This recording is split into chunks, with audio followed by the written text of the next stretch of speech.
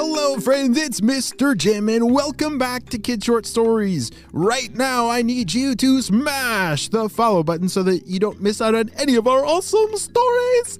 Well, today we are going to go back in time to the story of Burny, our fire-breathing dragon on the spy team. How in the world did he get his fire-breathing power? Well, my friends, are you guys ready for today's adventure? Yeah, me too! Let's go!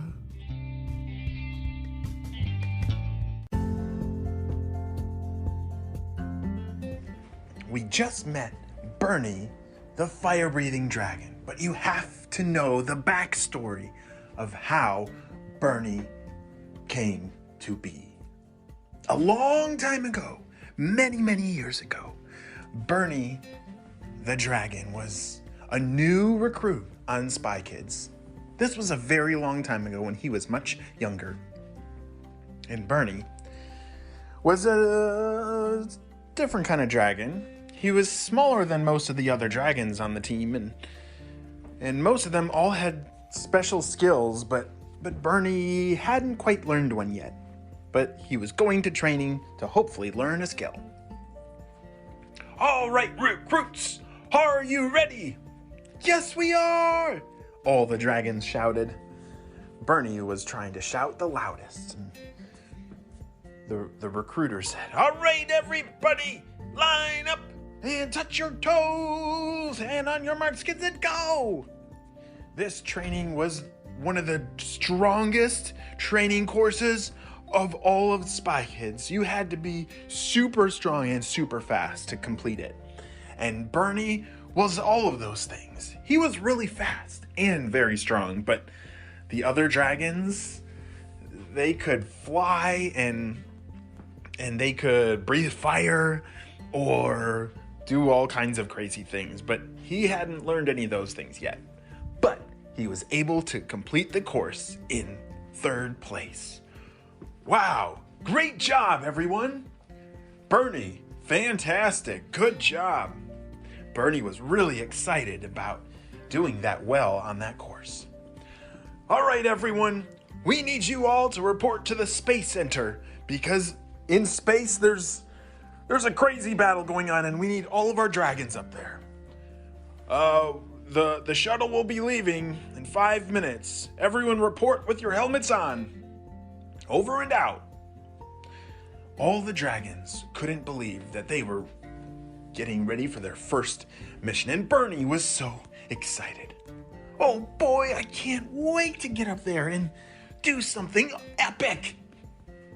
And maybe I'll learn a super skill and I'll be just like all the other dragons because yeah, then they'll like me. You see, Burny had a hard time fitting in with the other dragons because he was a little different than them. He was really fast and strong, but he was a lot smaller and he couldn't do a lot of the cool things. So some of them were not very nice to Burny, and that made Burny feel bad. But he never gave up, and he always looked on the positive side. All right, I got my helmet, let's go! All the dragons loaded up to the spaceship and blasted off to space. You see, something crazy was going on in space. Spy Kids headquarters had a base up by the moon, and some meteors and asteroids had come through and bonked into the HQ and split it into a whole bunch of different pieces that was flying towards the sun. It was the dragons that needed to get there to stop all those pieces from getting to the sun because all the different rooms had Spy Kids inside of it and they were stuck in there, so they needed to be rescued. As the dragons blast off towards space to help them, they couldn't wait to get to work. Burny was looking out the window the whole time and was eagerly awaiting his first job. All right, recruits, you need to head out the door right now. Go complete your mission. Go! Burny was given his mission and he put on a jetpack that would blast him through space. All the dragons needed jetpacks because it turns out they couldn't fly in space because there's no air to blow their wings. And so all the dragons put on their jetpacks, and so did Burny. and they blasted off to their different missions. Everyone had a different job, and Burny's job was to chase down this one part of HQ that didn't have any people in it, but it was full of some really important parts for HQ, and it had to get back. They had to protect it. As he was blasting off through space to try and save this thing, it was getting very close to the sun. He was getting a little nervous, but he was choosing to be brave. All right, I can do this. That piece of the ship of HQ that he had to go stop was ginormous. He was a little nervous that he wouldn't be big enough to stop it from flying into the sun, and he had to get in front of it and use his muscles to stop this thing from flying into the sun. As he got in front of it, he was getting closer and closer to the sun. He could feel its heat on his back scales. As he put his paws and claws up on this piece of the ship and pushed and used his jetpack with all of his might, he was able to push it and save it from the sun. But not before Burny himself bounced off of the sun. Whoa! Whoa! As Burny soared through space, he was very dizzy. Nobody had ever bounced off of the sun before. He was the very first one. Some of the other dragons flew over to Burny and helped him get back to the ship because he was hurt. But he had done his job. He had saved that piece, that really important piece, from flying into the sun.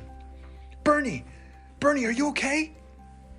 His friends carried him back to the ship and laid him down and asked, Burny, are you okay?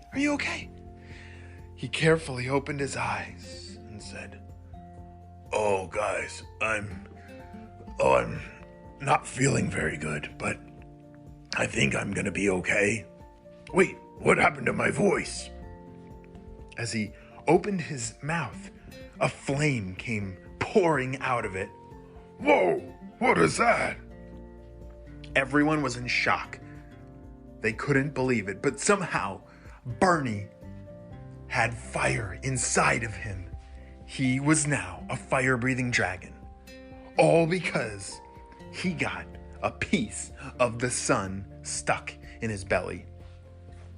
Burny became the fire-breathing dragon that day. Because of his bravery, they gave him a special medal for saving the ship that day.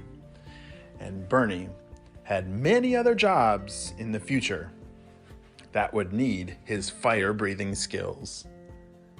The end.